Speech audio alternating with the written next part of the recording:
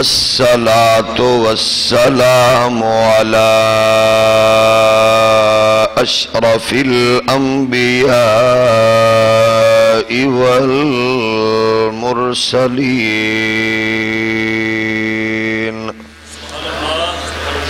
وعلى الملائكة المقربين وعلى عباد الله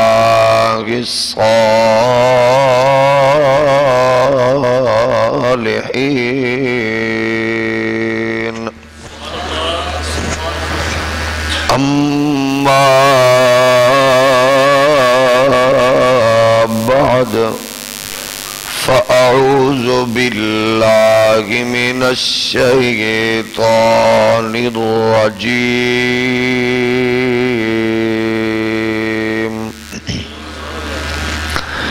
بسم الله الرحمن الرحيم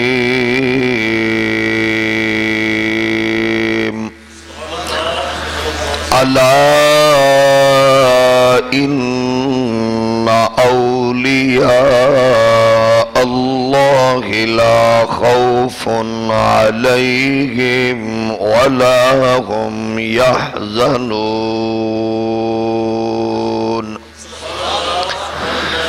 آمنت بالله صدق الله مولانا العظيم الصلاة والسلام عليك يا سيدي يا رسول الله وعلى آلك وأصحابك يا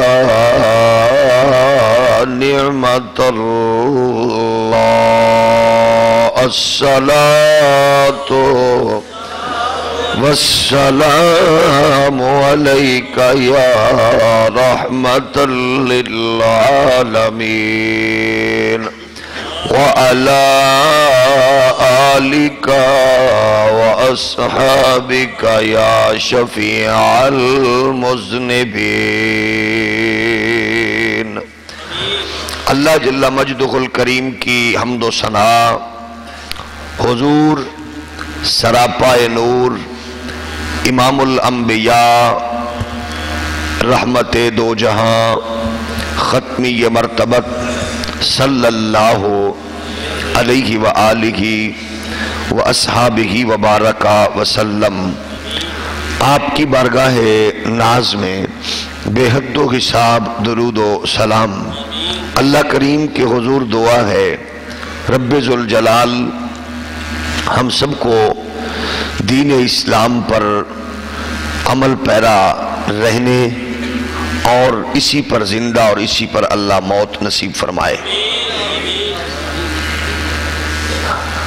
گرامی قدر بزرگوں، اللہ کی مخلوق میں حضرت انسان کو جو مخلوقات خداوندی میں رتبہ اور مرتبہ حاصل ہے وہ کسی اور مخلوق کو یہ اعزاز میسر نہیں آیا، اس لیے اللہ نے انسانوں کو تربیت، رہبری اور رہنمائی کے لیے انبیاء کرام علیہم السلام کے مقدس ذوات قدسیہ کی صورت میں ہادی اور رہنما عطا فرمائے ہیں، جو اپنی اپنی امت کو اللہ کے دین، اس کی معرفت، آخرت، جزا و سزا، ان تمام معاملات سے اس کے عطا کردہ فرامین کی روشنی میں ہمیشہ آگاہ کرتے رہے۔ اللہ کریم نے ہمارے آقا و مولا امام الانبیاء علیہ السلام پر یہ سلسلہ ہمیشہ کے لیے ختم فرما دیا۔ انبیاء کرام کی جلوہ گری اب کائنات عالم میں نہیں ہوگی۔ انبیاء کرام علیہ السلام کی خوبصورت عالی وقار اور عالمگیر صحبت، ان کی قربت اور ان کی برکات اور ان کی صحبت و کمال کے خوبصورت تصور کو سامنے رکھ کے امت نے ہمیشہ اللہ کے احکامات اور اپنے پیارے نبی کریم علیہ السلام کے مقدس فرمان کی روشنی میں یہ حسین صحرا اور کارنامہ انجام دیا. اپنے بچوں کی، اپنی نسل کی، اپنے عزیزوں کی تربیت قرآن و حدیث کی روشنی میں کرتے رہے. اس پاکیزہ صحبت، قربت اور تربیت کا کمال معاشرے میں پھر وقتاً فوقتاً نظر بھی امت کو آتا رہا. رہنمایان قوم ایسے امت کو اللہ نے مربی و محسن عطا فرمائے کہ جنہوں نے تنہا اپنے کردار کی روشنی اور علم و عرفان کے نور سے معاشرے کی قدروں کو بہتر کیا اور ان کے حسین گلشن میں انہوں نے امن، سکون، اطمینان اور علم و عرفان کے پھول اس انداز میں سینچے کہ پورا انسانیت کا گلشن ان کی صحبت و کردار سے مہکنے لگا. کسی صدی میں دنیا نے دیکھا حضور کی عطا کردہ تعلیمات کی روشنی اور صحبت کا اثر یہ ہوا کہ جس خاتون کو حضرت سیدنا فاروق اعظم رضی اللہ تعالی عنہ خود سن رہے تھے، اپنی ماں سے وہ معصوم بچی کہہ رہی تھی کہ میں دودھ میں پانی نہیں ملاؤں گی کیونکہ خلیفہ وقت نے سختی سے منع کیا اور حکم جاری کیا ہے. اللہ کی تعلیم، نبی کی تعلیم اور اللہ رسول کے فرامین کی روشنی میں خلیفہ وقت نے کہا دودھ میں پانی نہ ملایا جائے تو میں یہ کام نہیں کروں گی. تو جب ماں یہ کہتی ہے کہ خلیفہ کون سے دیکھ رہے ہیں تو بیٹی آواز دیتی ہے خلیفہ تو نہیں دیکھ رہا، جس کے حکم کی روشنی میں خلیفہ نے کہا اس کا رب تو دیکھ رہا ہے. فاروق اعظم رضی اللہ تعالی عنہ پھر اپنے خادم کو بھیجتے ہیں پتہ کرو وہ کس گھر کی تربیت یافتہ بیٹی ہے کیونکہ مجھے ایسی ہی بہو اپنے گھر میں لانا ہے. میں اس کو اپنی بہو بناؤں گا کیونکہ ایسی تربیت سے میری نسل میں یقیناً اسلام کی روشنی اور رسول کائنات علیہ السلام کے فرامین کو تقویت ملے گی. اس صحبت، اس قربت کی وجہ سے یقیناً میرے گھر کا ماحول روحانی بھی ہوگا، اسلامی بھی ہوگا. جب ایسی مائیں، بیٹیاں جب ماؤں کا روپ دھارتی ہیں، جب ایسی اولاد خاندان کی سربراہی کا فریضہ انجام دیتی ہے تو پھر یقیناً ان کی آغوش میں ہمکنے والا بچہ عمر بن عبدالعزیز پیدا ہوتا ہے جو ماحول اور سوسائٹی کو اس انداز میں اپنے نام کرتا ہے کہ وہ جو اسلامی تاریخ کا رخ موڑا جا رہا تھا عمر بن عبدالعزیز رضی اللہ تعالی عنہ کی آپ کی اس تربیت نے جو آپ کی والدہ ماجدہ نے کی اس نے مزاج بالکل بدل دیا، ماحول کو بدلا. عمر بن عبدالعزیز آئے، پھر دوسری صدی چلی، پھر ایسے لوگ پیدا ہوئے، تیسری صدی چلی، پھر ایسے لوگ پیدا ہوئے، چوتھی آئی، پانچویں صدی آئی تو اللہ نے پھر وہی روشنی، پھر وہی نور، پھر وہی برکات اور پھر وہی عظمت ماں باپ کی صحبت اور خاندان کی حسین روایات کو سامنے رکھ کر اسلامی تعلیمات اور اسلامی جو ماحول تھا اس گھر کا اللہ نے اس گھر میں ایک ایسا پھول عطا فرمایا، وہ پھول جو جس کو آج دنیا حضرت پیران پیر، حضرت محی الدین محبوب سبحانی، غوث الثقلین، غوث العظم کے نام سے دنیا جانتی ہے. یقیناً اس میں ذرا برابر بھی شک نہیں، ہر بچے کی جو اس کی زندگی اور اس کا حافظہ اور اس کا دماغ اور اس کا نصیب اور اس کا جو اللہ کی طرف سے بنایا ہوا ایک سلسلہ ہے، یہ وہ جانتا ہے مقدر کیا ہے، لیکن بنیادی کردار اللہ کے کرم، اس کے نبی کے کرم کے بعد جو سب سے بنیادی کردار ہے وہ ماں باپ کی تربیت اور صحبت کا بھی بنیادی کردار اور اثر ہوتا ہے جو اولاد پر پڑتا ہے، اور پھر اس کی برکتیں بھی شامل ہوتی ہیں۔ اللہ کے کرم، اس کے فضل کے بعد دوسرا اہم کام یہ ہے کہ ماں باپ کی اعلیٰ تربیت اور ان کا پاکیزہ زندگی کا حسین جو اصول ہیں وہ سامنے ہوں، تو پھر اللہ اس کی برکات اور اس کے اثرات نسلوں تک منتقل بھی فرما دیتا ہے۔ آپ اندازہ فرمائیں کہ اس گھر کا جو خوبصورت سلسلہ ہے وہ کیسا ہے کہ باپ ولایت کا سرتاج ہے اور ماں وہ گئے جو بغیر وضو دودھ نہیں پلاتی۔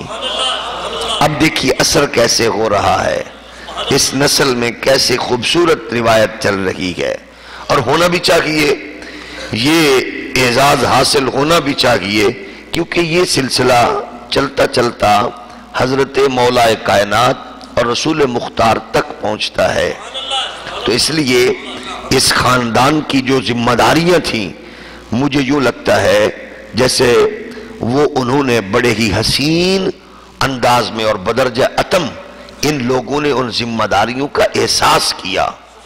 معاشرہ تبھی تو سنورتا ہے۔ اب دیکھتے ہیں ہمارے اکابرین عموماً یہ کہا کرتے تھے، وہ اپنی نسل کو بتایا کرتے تھے کہ بچوں ہم نے تمہارے لیے اچھی نسل کی ماں کا انتخاب کیا ہے کہ وہ ایسی تربیت یافتہ ہو کہ اس کی تربیت اور اس کے کردار میں کیونکہ تمہاری زندگی کا تصور موجود تھا، تو اس لیے ہمارے ہاں کیونکہ بدقسمتی یہ ہے کہ ہماری نظریں اور ہیں اور صالحین اور کاملین اور عارفین کی نظریں اور ہوتی ہیں۔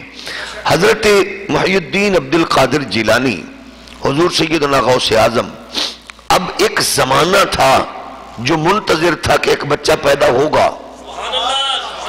شورا عام تھا، زباں زد عام یہ بات تھی کہ اللہ نے ایک بچے کو پیدا کرنا ہے، اور ایک ایسا وہ جوانی کی عمر میں اس نے پوری دنیا میں اپنے زہد اور تقوی سے، اپنے کمال سے لوگوں کو اپنی طرف مائل کرنا ہے، یہ تو زباں زد عام تھا، اور بہت سے ظاہر ہے سادات خاندان بھی ہوں گے، ان میں حسین اور پاکیزہ اس روایت کے حامل اور بچے بھی ہوں گے، لیکن یہ اللہ نے اعزاز بخشا تھا۔ حضرت ابو صالح موسیٰ جنگی دوست رحمت اللہ تعالی علیہ کو یہ اعزاز بخشا تھا، حضرت شیخ ابو عبداللہ صومعی کو یہ اعزاز بخشا تھا۔ اب اس تصور میں جو بچہ آگے بڑھتا ہے، ماں پہلا کردار کیا ہے ماں کا، اس کا کردار دیکھیے، بچہ پیدا ہوا بغیر وضو کے دودھ نہیں دیا، یہ وہ کردار ہے۔ اس کردار نے آگے روشنیاں بکھیری، پھر جیسے ہی شعور کی پوزیشن میں آیا ایک بات اس کے دماغ میں بٹھا دی، جھوٹ نہیں بولنا۔ اسی لیے ہمارے بزرگ فرماتے ہیں کہ جب بھی کوئی ماں اپنے بچے کو کسی انداز میں بھی بات کرے، میں آپ کو یہ چیز لے کے دیتی ہوں، یہ ادھر آؤ میں آپ کو یہ چیز دوں، اور نہ دے تو پھر اس کو بھی دھوکہ کہا جاتا ہے، کہ یہ بھی نہیں ہونا چاہیے اولاد میں، اولاد کی تربیت میں۔ بلکہ اس میں ایک بزرگ، ایک بندے کے بارے میں پتا چلا کہ وہ ان کے پاس کوئی حضور کی حدیث ہے، تو بہت طویل عرصہ سفر کر کے 3 ماہ کی مسافت کر کے 3 مہینے مسلسل سفر کیا، اور ان کی خدمت میں حاضر ہوئے حدیث لینے۔ وہاں پہنچے تو وہ ایک خالی برتن کو ہاتھ میں لے کے اپنے گھوڑے کو بلا رہے تھے۔ ہمارے ہاں اس کو چھاچ جو سامنے رکھا تھا وہ خالی تھا، تو وہ اس کو گھوڑے کو بلا رہے تھے اپنی سواری کو، تو ان میں دانے نہیں تھے، تو انہوں نے دیکھا تو یہ خالی ہے، تو وہ بزرگ سلام کیے، ان سے محبت سے ملے، سلام دعا کے بعد واپس آ گئے۔ پوچھنے لگے آپ آئے تھے تو آپ نے کوئی بات ہی نہیں بتائی؟ انہوں نے کہا مجھے پتہ چلا تھا آپ کے پاس حضور کا ایک فرمان کی صورت میں حدیث پاک محفوظ ہے، میں وہ لینے آیا تھا۔ تو انہوں نے کہا پھر لے لیجئے۔ انہوں نے کہا سوری میں نہیں لے سکتا، کیونکہ آپ جب ایک جانور سے دھوکہ کر رہے ہیں کہ آپ کے ہاتھ میں تو خالی چھا جائے اور اس میں دانے تو نہیں ہے، تو آپ جانور سے دھوکہ کر رہے ہیں، تو میں حضور کا فرمان آپ سے نہیں لوں گا، کہیں کوئی سقم موجود نہ ہو، آپ کی اس وجہ سے کہیں میرے کریم آقا کے فرمان پر زک نہ آئے۔ آپ دیکھیں کہ یہ دین آج کل بہت سے لوگ کہتے تو ہے نا، یہ کون سا بات ہے، یہ کون سا کمال ہے؟ اللہ کے بندو، یہ جو اکابرین نے دین ہم تک پہنچایا ہے، آپ دیکھیں اس میں احتیاط کتنی تھی، آج تو احتیاط ہی نہیں ہے۔ اب ہمارے دور کا کوئی بھی بندہ علمی طور پر جتنا بھی مضبوط ہو جائے، وہ کب بن سکتا ہے عبد القادر جیلانی، وہ کب بن سکتا ہے داتا علی اجمیری، وہ کب بن سکتا ہے امام اعظم ابو حنیفہ، شافعی، مالک، حنبل، وہ کیسے بن سکتا ہے؟ آپ دیکھیں جن کے زہد اور تقوی کا یہ عالم، 6 مہینے ایک بندے نے سفر کیا، 6 مہینے پیدل، امام شافعی کے پاس مسئلہ پوچھنے گیا، امام شافعی سے مسئلہ پوچھا، آپ نے فرمایا مجھے نہیں آتا۔ اس نے کہا میں کیا کروں، تیرے سے بڑا کوئی عالم ہے؟ 6 مہینے میں سفر کر کر کے تیرے تک پہنچا ہوں، مجھے پتا تھا کہ یہ مسئلہ تو بتا سکتا ہے، مینوں 10 کتھے جاواں؟ فرمایا جا کے لوگوں کو کہہ دے شافعی کو مسئلے نہیں آتے، جا کہہ دے۔ اس نے کہا کیسے کہوں؟ تو فرمایا تو کیا سمجھتا ہے کہ میں تجھے راضی کرنے کے لیے جھوٹ بول دوں؟ مجھے نہیں آتا، تو جا کے لوگوں کو کہنا، میری بے عزتی ہے نا، وہ کہیں گے نہیں آتا اس کو۔ تو اس لیے غلط مسئلہ نہیں بتا۔ اب یہاں یہ ہے جس کے جی میں جو آئے فتویٰ ہو، جس کے جی میں جو ہے کوئی تحریر ہو، کوئی تقریر ہو، وہ جو مرضی کہے۔ یہ دین بہت احتیاط کا نام ہے، اور اس کے پیچھے قربانیاں ہیں، اس کے پیچھے بہت زیادہ محنت ہے کاملین کی، عارفین کی۔ آپ دیکھتے ہیں، آپ حضرت امام علی الحق سے شروع ہو جائیں، آگے تک چلے جائیں، بتائیں کس ولی اور کس عارف کی یہ سرزمین ہے؟ یہ یہاں کے باسی نہیں تھے، یہ یہاں کے رہنے والے نہیں تھے، کوئی سمرقند سے آیا، کوئی بخارا سے آیا، کوئی پتہ نہیں کہاں کہاں سے ہزاروں میل سفر کر کے یہ کیوں آئے تھے؟ ہم بھی ہجرت کرتے ہیں، ہجرت ہم بھی کرتے ہیں، ہم کس لیے کرتے ہیں؟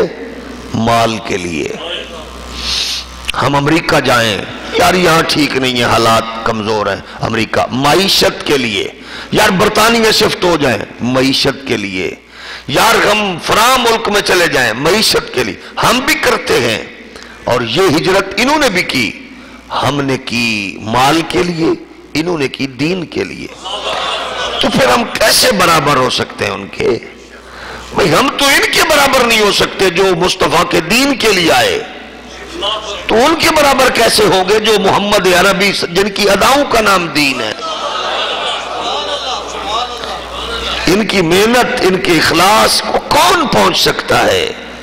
ان کی زندگی کا ایک ان میں درد تھا، تڑپ تھی۔ ہمارے ہاں بھی درد ہے، ہم بھی درد رکھتے ہیں، ایک گھر ہے 2 بن جائیں، 2 یا 4 بن جائیں، بزنس ہے وسیع ہو جائے، تجارت ہے اور وسیع ہو جائے، ہم بھی درد رکھتے ہیں، یہ بھی درد رکھتے تھے۔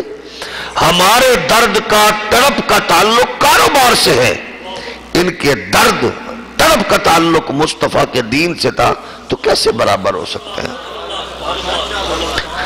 ہم نے فنی علوم پر کتنی توجہ دی، فنی علوم، جتنے فنی علوم ہیں ماشاءاللہ، اعلیٰ سے اعلیٰ ٹیچر کا انتخاب، اچھے سے اچھے سکول کا ایجوکیشن کے لیے انتخاب کرتے ہیں، انہوں نے بھی کیا۔ ان کی خواہش کیا ہو؟ امام اعظم ابو حنیفہ کے کتنے استاد ہوں گے بھلا؟ کتنے استاد ہوں گے؟ یہ بابا ایویں تھوڑا ہے، امام اعظم کے 2000 کے قریب استاد ہیں۔ امام جعفر صادق کا پتہ چلا وہاں چلے گئے، امام باقر کی بارگاہ میں پہنچ گئے، جس کا بھی پتہ چلا امام زاہد کی بارگاہ میں پہنچ گئے، جس کا بھی پتہ چلا علم لینے پہنچ گئے۔ ہم تو علم کے لیے ٹیچر گھر رکھ لیتے ہیں نا، یہ وہاں پہنچ جاتے تھے۔ ہم نے بھی توجہ کی فنی علوم پر، اور انہوں نے کوشش کی کہ مصطفیٰ کا دین سمجھ آئے اور پھر دین آگے قوم تک پہنچ جائے، پھر وہ معاشرے پاکیزہ ہوتے تھے، پھر وہ ماحول۔ تو عرض کر رہا ہوں، ماں پہلی تربیت کا جو حسین تصور ہے، وہ چاہتی ہے میری اولاد بہتر ہو، تو بچے کو دودھ بغیر وضو سیدہ حضرت سیدنا عبد القادر جیلانی کی والدہ نے نہیں پلایا، اور پھر جن کی والدہ کی تربیت کا یہ عالم کہ ان کے والد نے کیسی تربیت کی، وہ ماں پھر کیسے دودھ پلا سکتی ہے بچے کو؟ کہ جن کے والد خود کہتے ہیں، آگے ان کے والد بھی کمال ہیں، سبحان اللہ۔ یہ کیسے لوگ ہیں، سبحان اللہ۔ راستے میں چلتے ہوئے سیب ملا، آپ نے بارہا سنا، بھوک میں تھے، سیب کھا لیا، کھانے کے بعد خیال آیا کسی کا ہوگا، واپس چل پڑے۔ چلتے چلتے باغ میں پہنچ گئے جو کنارے ندی کے کنارے تھا۔ آپ کا ہے یہ؟ جی ہمارا ہے۔ مالک نہیں ہے، آپ بیٹھ جائیں۔ انتظار کیا، مالک آ گئے۔ کیسے بیٹھے ہو نوجوان؟ سیب بخشوانے آیا ہوں، وہ چلتے چلتے ندی میں نے کھا لیا تھا، اتنے عرصے سے پھر آ رہا ہوں واپس، تو وہ بخشوانے آیا۔ آگے وہ بھی سمجھ گئے۔ ہمارے گھر بھی رشتے ہوتے ہیں کہ اس کا کاروبار کیا ہے، ہم پہلے ہی پوچھتے ہیں کاروبار کیا؟ اللہ اکبر۔ کیا کاروبار کرتا بچہ؟ جی وہ فلاں ملک میں ہے، ماشاءاللہ۔ کیا کاروبار کرتا ہے؟ فلاں محکمے میں۔ پھر کچھ محکمے بھی ترجیحاً ہم جن کو ذرا آگے رکھتے ہیں، یہ محکمہ ہے تو ٹھیک ہے، وہاں رشتہ کیا، شادی کی۔ تو وہ کیا کہہ رہے ہیں؟ کیا کرتے ہو بچے؟ اس نے کہا جی مزدوری کرتا ہوں، مزدور آدمی ہوں، اور بس اور کچھ نہیں کرتا۔ تو کہتے اچھا تو پھر مزدوری کرنی پڑے گی لیکن ملے گا بھی کچھ نہیں۔ تو انہوں نے کہا کوئی بات نہیں، مزدوری کر لوں گا، لیکن اگر میں ایسے گھر چلا گیا اور میرے ماں باپ کو پتہ چل گیا کہ میں نے سیب کھایا اور میں نے پوچھا بھی نہیں، وہ مجھے نہیں چھوڑیں گے۔ اگر یہ بتاؤں گا کہ وہ سیب کے بدلے مجھے کچھ عرصہ مزدوری کرنی پڑی ہے، تو پھر ماں باپ کچھ نہیں کہیں گے، وہ کہیں گے کم از کم بخشا تو گیا نا تو، اس نے سیب تو بخش دیا۔ حکم فرمایا کتنا عرصہ؟ اتنا عرصہ رہوں گا۔ اتنا عرصہ رہے، محنت کرتے رہے۔ ایک دن انہوں نے بھی جائزہ لیا، اس کو بلاؤ وہ جو مزدور بغیر پیسوں کے مزدوری کر رہا ہے، سیب بخشوانے والا۔ یہ مہمان آئے، ذرا باغ سے کچھ انگور لے کے آؤ، کچھ سیب لے کے آؤ۔ لے کے آئے سیب اور انگور۔ وہ انگور میٹھے نہیں تھے اور سیب بھی کھٹے، انگور بھی کھٹے۔ جلال میں آ گئے، اتنے عرصے سے یہ بھی تمہیں پتہ نہیں ہے کھٹے میٹھے کیا ہوتے ہیں؟ تو نیچے گردن جھکا کے کہنے لگے قسم لے لو آج تک میں نے کسی ایک سیب کو یا انگور کو منہ لگایا، میں تو پچھلے بخشوانے کے لیے آیا ہوں، مجھے نہیں تمیز کہ اس میں میٹھے کیا کھٹے کیا ہوتے ہیں۔ تو فرمایا ٹھیک ہے، تمہارا آج رہائی کا وقت ہے، تمہاری معافی ہو گئی، ایک کام تجھے کرنا ہے، ایک شرط اور ابھی بھی باقی ہے۔ جی ایک شرط باقی ہے۔ فرمایا مہربانی کرو، اگر کوئی شرط آسان ہو تو ٹھیک ہے۔ فرمایا تمہاری شادی کرنا چاہتا ہوں۔ فرمایا یہ تو شرط تو ٹھیک ہے، اگلی بات بھی سنو، جس خاتون سے تمہاری شادی ہونے والی ہے اندھی بھی ہے، لنگڑی بھی ہے، لنجی بھی ہے۔ اس نے کہا جی یہ تو مشکل ہے۔ تو فرمایا کوئی بات نہیں، مشکل ہے تو پھر کرو مزدوری، پھر کوئی معافی وافی نہیں ہے۔ اب یہ مشکل میں پھنس گئے، اب کیا کریں؟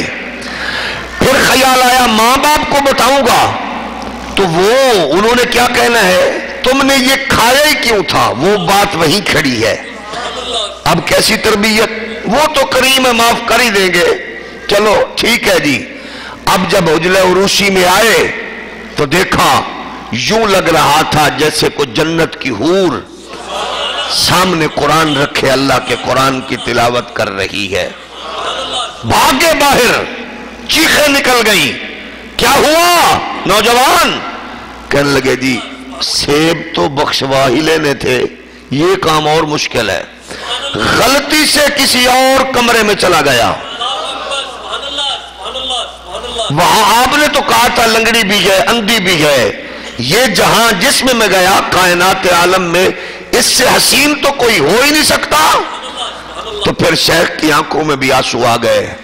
فرمایا بیٹا کہنے کا مطلب یہ تھا کہ میری بیٹی نے کبھی آنکھ سے غیر محرم کو نہیں دیکھا، کبھی گھر کی دہلیز سے باہر قدم نہیں رکھا، کبھی اس کی زبان پر کسی غیر انسان کا نام نہیں آیا۔ بس جب سے پیدا ہوئی ہے ہم نے اس کی تربیت یہ کی ہے، اس کا دن ہوتا ہے تو قرآن کی تلاوت کی آیات ہوتی ہے، اور رات ہوتی ہے تو پھر مصلی پہ اللہ کی عبادت ہوتی ہے، اللہ کا شکر ادا کیا۔ اب ان رشتوں کے لیے قدرت نے خاص لوگ چنے ہوتے ہیں جس کو اللہ یہ اعزاز اور یہ عظمت بخشتا ہے۔ اب خود فرمائیں کہ جس ماں کی تربیت بچپن میں ایسی ہے وہ بغیر وضو کے دودھ کیسے پلا سکتی ہے؟ اور پھر وہ جو بچہ پیدا ہوتا ہے 29-30 کا رولا پڑ جاتا ہے رمضان کا، لوگ پوچھ رہے ہیں پوچھو سیدوں کے گھر سے پتہ چلے گا آج روزہ رکھا کہ نہیں رکھا، عید ہونی ہے کہ نہیں ہونی؟ فرمایا رکھ لو، آج روزہ ہے کیونکہ ہمارے بچے عبد القادر نے دودھ نہیں پیا۔ یہ وہ اثر ہے۔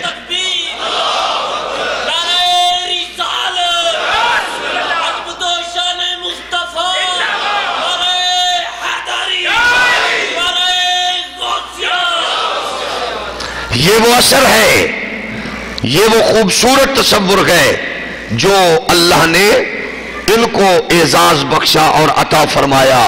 تو برادران اسلام پھر اسی گھر میں آنے والا یہ خوبصورت بچہ الشیخ عبد القادر جیلانی الحسنی والحسینی شہنشاہ بغداد رضی اللہ تعالی عنہ، جس کو اپنے دور کے نہیں پہلے کے بھی اور بعد کے دور کے بھی اولیاء نے ہمیشہ سلام عقیدت و محبت پیش فرمایا۔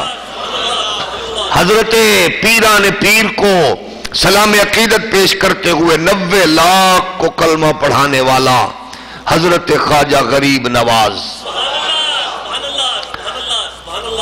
حضرت خواجہ غریب نواز کیا کہہ رہے ہیں؟ فرماتے ہیں یا غوث معظم نور خدا، یا غوث معظم نور خدا، مختار نبی مختار خدا،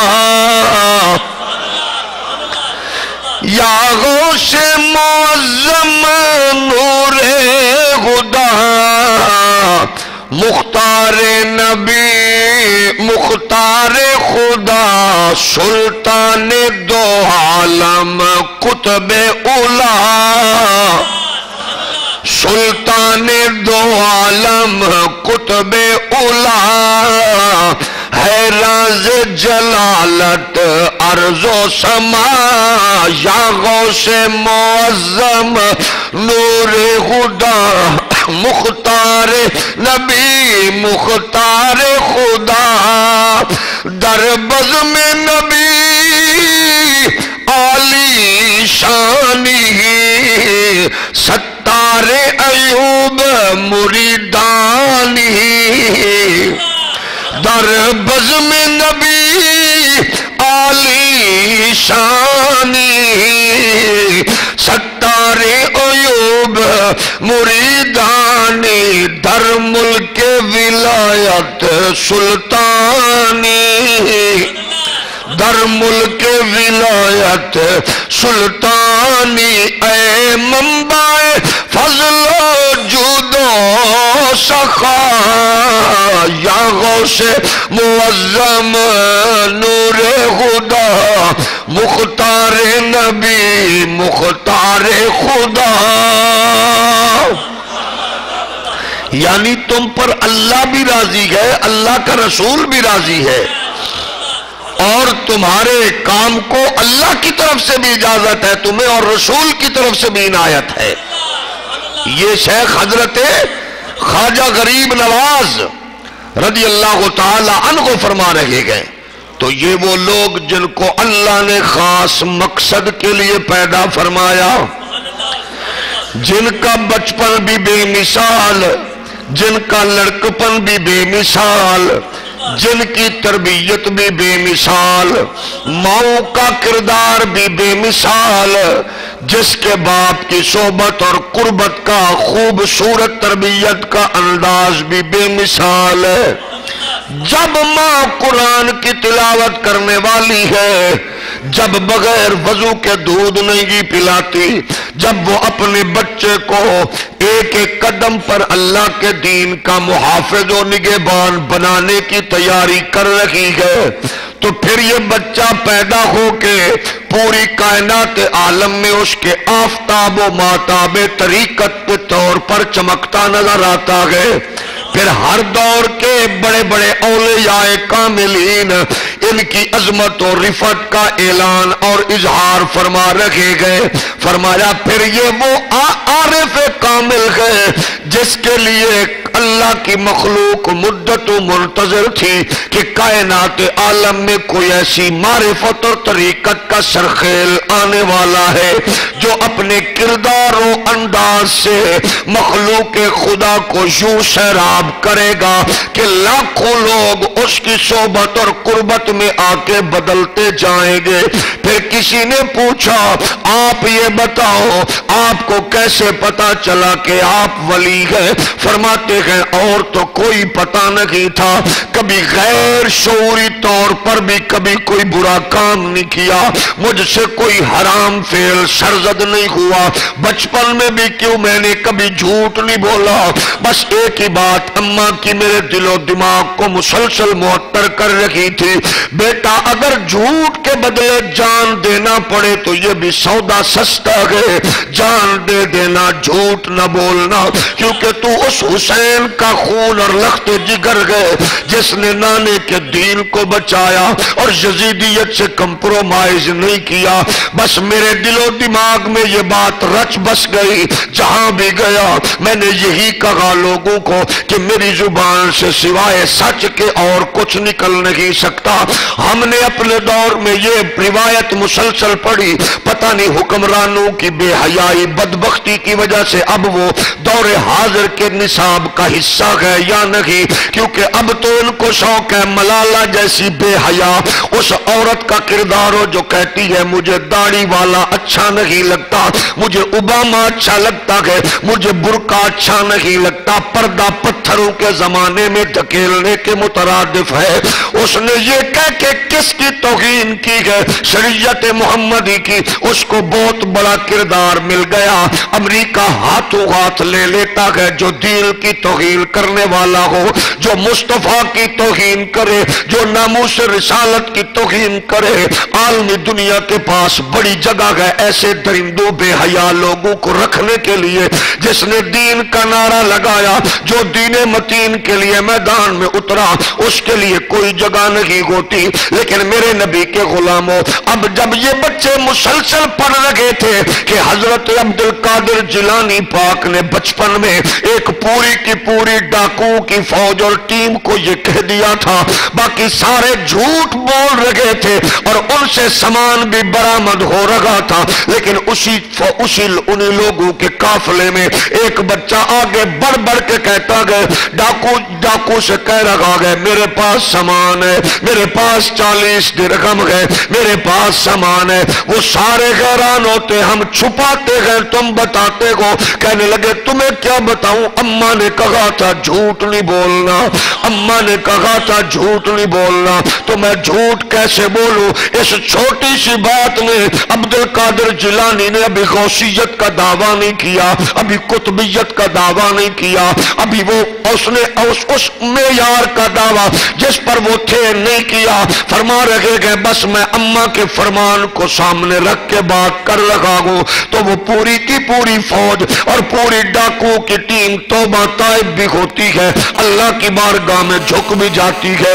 ایک بچے کے کردار اس کی زبان سے وجہ کیا ہے کہ جس کا بڑا حسین ابن علی کربلا کی دھرتی پہ محمد عربی کا دین بچا رکھا گئے, اور انہی کی نسل کا شہزادہ جنگل ہو یا صحرا ہو وہ چلتے گئے اپنے لیے, لیکن ان کی خواہش ہوتی ہے جگہ جگہ پر میری شہرت کے عظمت کے جھنڈے نہ ہو, میرے نانے محمد کے عظمت کے جھنڈے لہراتے نظر آئے.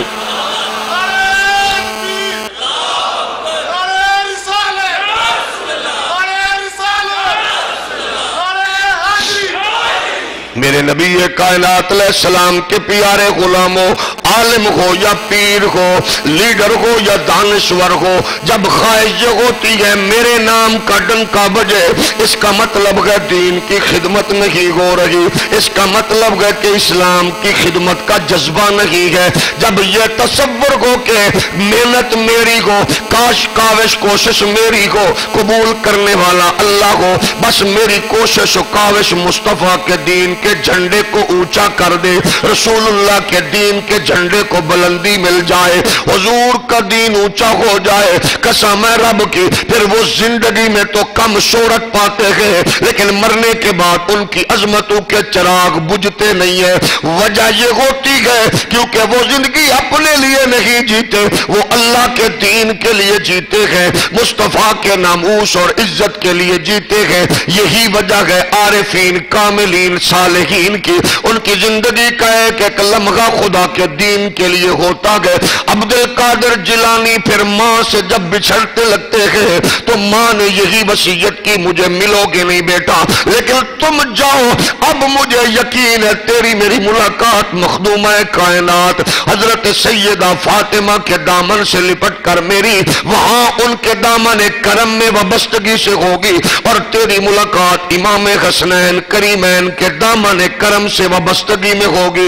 بیٹا جاؤ. آپ فرماتے ہیں پھر مجھے ایک ایک قدم پر اپنی ماں کا ایک ایک لفظ یاد تھا جس کو میں نے اپنی زندگی کا اوڑھنا بچھونا بنا لیا. فرماتے ہیں مجھے یہ بھی پتا تھا کہ مجھے اللہ نے خاص مقصد کے لیے پیدا کیا, لیکن ایک مرتبہ ایسا بھی ہوتا ہے. آپ فرماتے ہیں میں نے یہ منظر دیکھا کہ میں جب مدرسے کے لیے چلتا ہوں جا رہا ہوں تو میں نے دیکھا ایک بندہ میرے آگے پیچھے گئے, ہٹ جاؤ اللہ کا ولی آ رہا گئے, بچ جاؤ اللہ کے ولی آ رہے گئے, سائڈ پہ ہو جاؤ اللہ کے ولی آ رہے گئے. میں نے کہا تو کون ہے؟ کہنے لگا میں کوئی عام نہیں ہوں, اللہ کی طرف سے مجھے مامور کیا گیا, میں فرشتہ ہوں, میری ڈیوٹی لگی گئی آپ کے پروٹوکول کے لیے. آپ کوئی عام نہیں ہے, آپ کو اللہ نے ولیوں کی بزم کا سلطان بنایا ہے.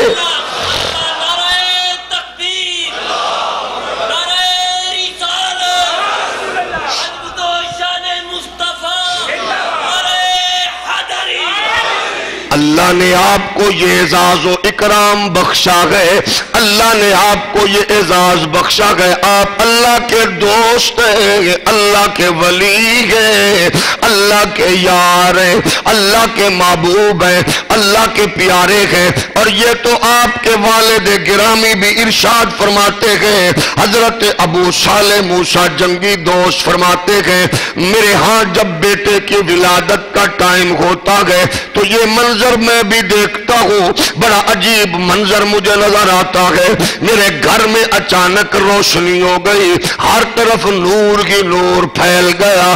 میں حیران ہوں, یہ خواب دیکھ رہا ہوں.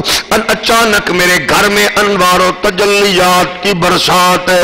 پھر میں نے دیکھا آنے والے میں حضرت مولا کائنات ہیں, حضرت ابو بکر صدیق ہیں, حضرت فاروق اعظم ہیں, حضرت عثمان غنی ہیں, حضرت طلحہ زبیر ہیں. مجھے کہنے لگے او خوش نصیب تم تیار ہو جاؤ، تیرے گھر میں 1.25 لاکھ نبیوں کے سلطان آ رہے گئے، حضور کی جلوہ گری ہو رہی ہے۔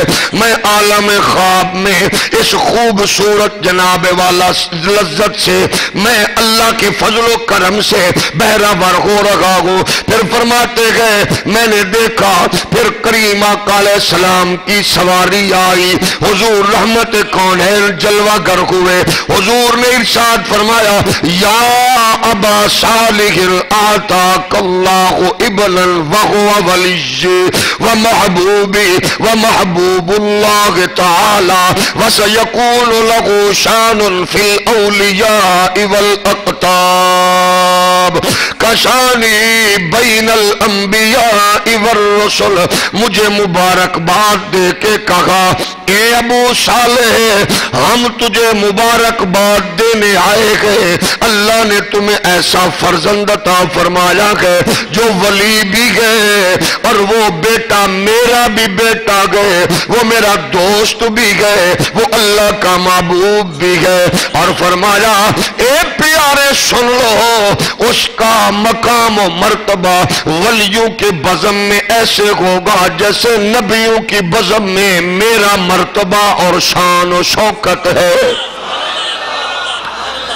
تو پھر کہنے والے نے بھی کہا غوث اعظم محمد کا محبوب ہے، غوث اعظم زمانے کا سلطان ہے، غوث اعظم محمد کا محبوب ہے، غوث اعظم زمانے کا سلطان ہے، غوث اعظم کی ہر جا مچی دھوم ہے، غوث اعظم کا گھر گھر میں فیضان ہے، سارے ولیوں کی گردن جھکائی گئی، مہر ان کے قدم میرے غوث جلی کا مدح خوان ہے۔ باپ کو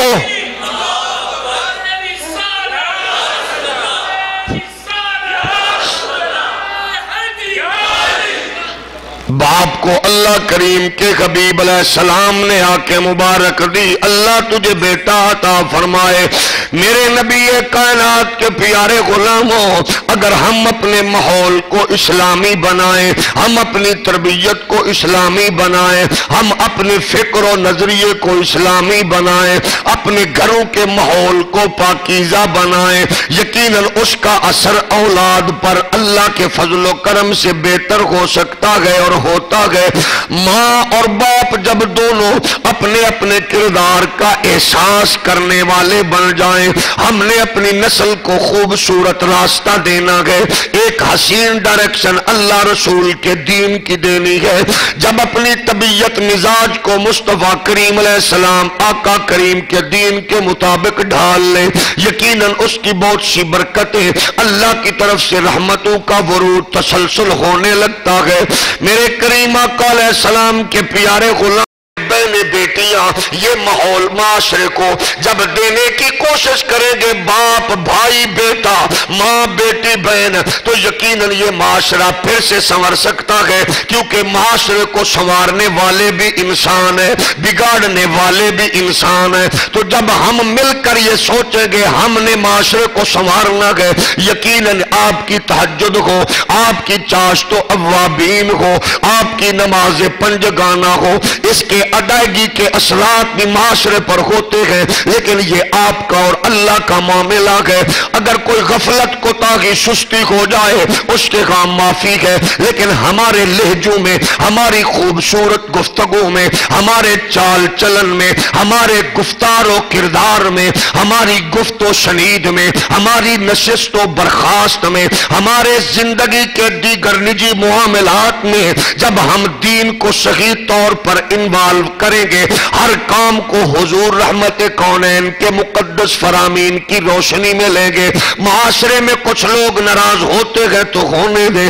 ہم یہ سوچیں اور کوشش کریں ہم نے ہر حال میں اپنے رب کو راضی کرنا گئے, اللہ کے رسول کو راضی کرنا گئے. تو اللہ کی قسم گئے آج ہماری بہنوں بیٹیوں ماؤں کی جھولی میں بھی عبد القادر جیلانی لوریاں لے سکتے گئے, حضرت امام علی الحق پیدا ہو سکتے گئے, شاہ لاسانی پیدا ہو سکتے گئے, ہماری تربیت میں سلطان العارفین پھر سے ہو سکتے گئے, ہمارے ماحول میں میرے علی احمد رضا پھر سے آ سکتے گئے. ہمارا ماحول جب اسلامی ہوگا ہمیں فخر اپنی ذات پہ نہیں, فخر اسلام پہ اور حضور کی غلامی پہ کرنا چاہیے. ہمیں اپنے بزرگوں کی تربیت کو محمد عربی کی سیرت و کردار اور آپ کی عظمت اور فرامین کی روشنی میں جب ہم دیکھنے اور جانچنے کی کوشش کریں گے تو قسم رب کعبہ کی پھر یہ معاشرہ اس حسین معاشرے کی جانب جائے گا جس کو اسلامی بھی کہہ سکتے ہیں,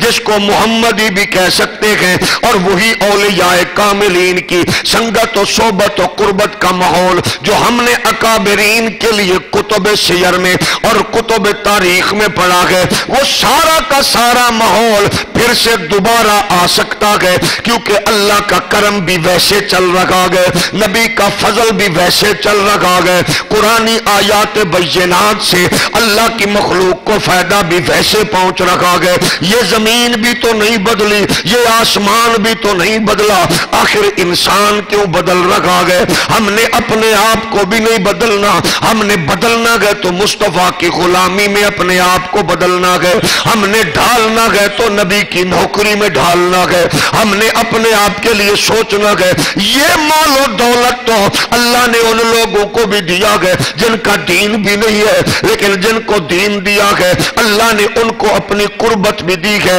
ان کو اپنا اللہ کریم نے معرفت بھی عطا فرمائی ہے. تو معرفت خدا بندی والے مسلمان کی تو چال الگ ہو, اس کا گفتار الگ ہو, اس کا کردار الگ ہو, اس کا انداز یہ بتائے کہ یہ نبی کائنات کا امتی ہے, اس کے لہجے سے پتا چلے یہ مصطفیٰ کا غلام ہے, اس کی گفت و شنید سے پتا چلے یہ نبی کا غلام ہے. میرے کریم آقا علیہ السلام کے پیارے غلام ہو. پھر جب ہم برائیوں کے ختم کرنے کے لیے یہ تصور کر لیں گے تو پھر حکمران کی بھی جرت و طاقت نہیں ہوگی کہ وہ آپ کے اس عزم و استقامت کے سامنے آڑے آئے. یقیناً کچھ نہ کچھ وہ کوشش ہوگی, کیونکہ شیطان بھی ہر دور میں طاقت لگاتا ہے.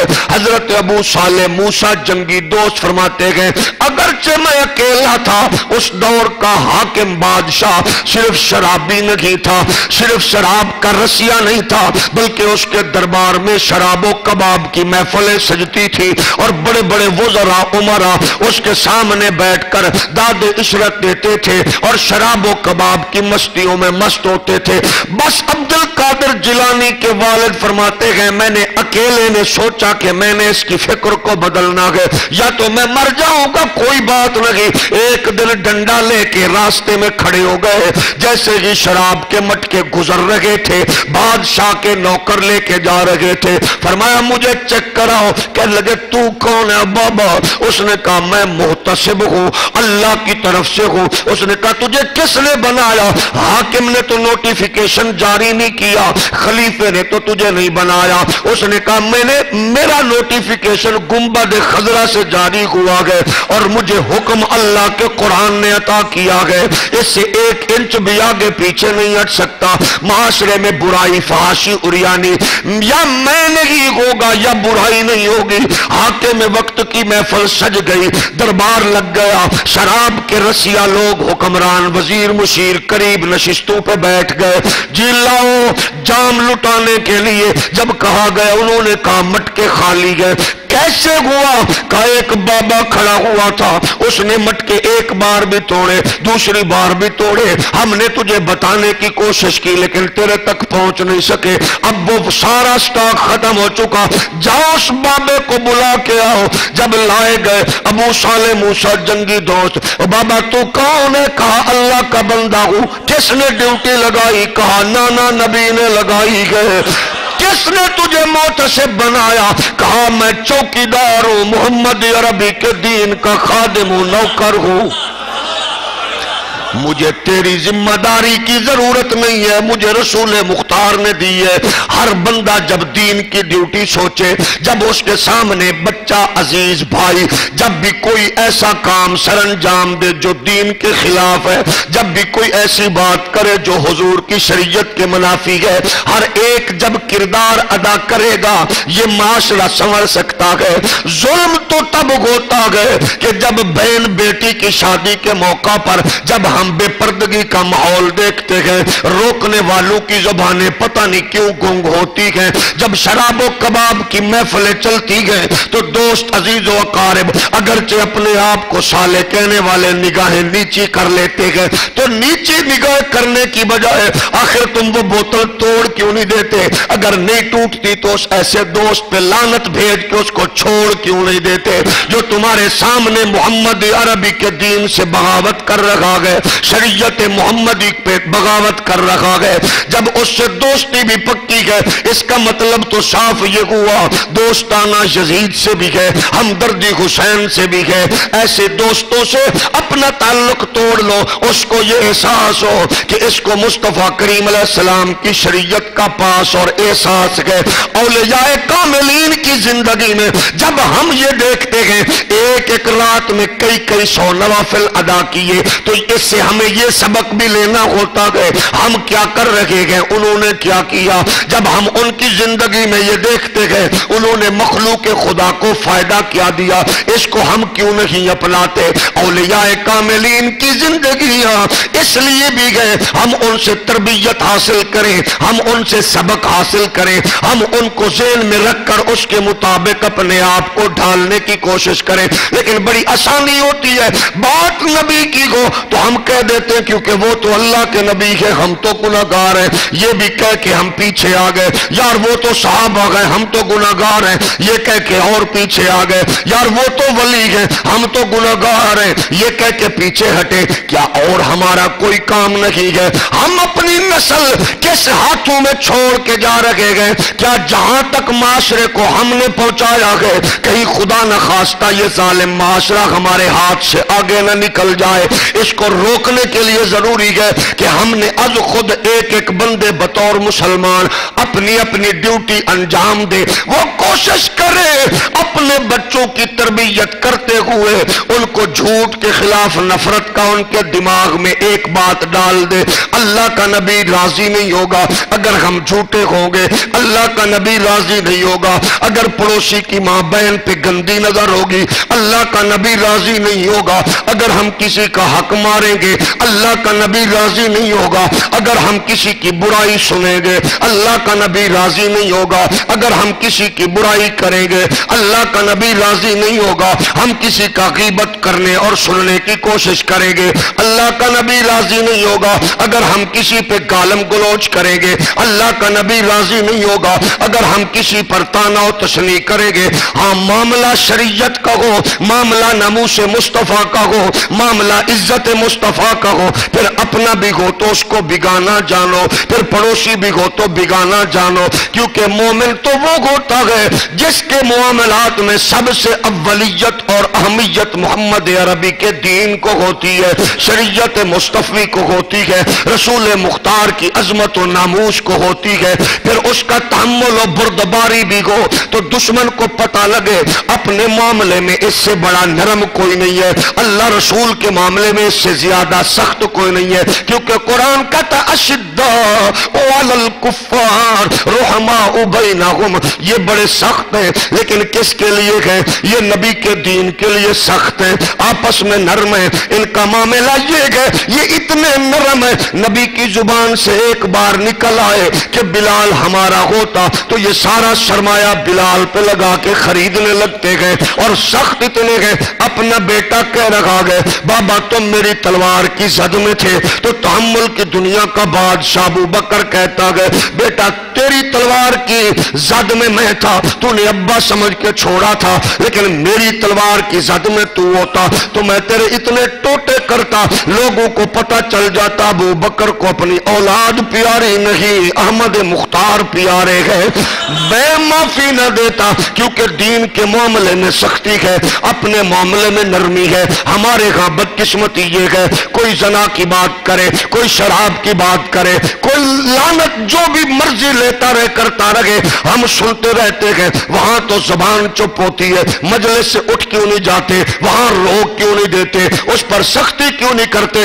اپنا معاملہ ہو تو ہم جیسا سخت بھی کوئی نہیں ہوتا، لیکن جب یہ سختی مصطفیٰ کی شریعت اور دین کے معاملے میں ہمارے درمیان ہوگی، کافر کو پھر زبان درازی کرنے کا موقع نہیں ملے گا، دشمن کو بھونکنے کا موقع نہیں ملے گا۔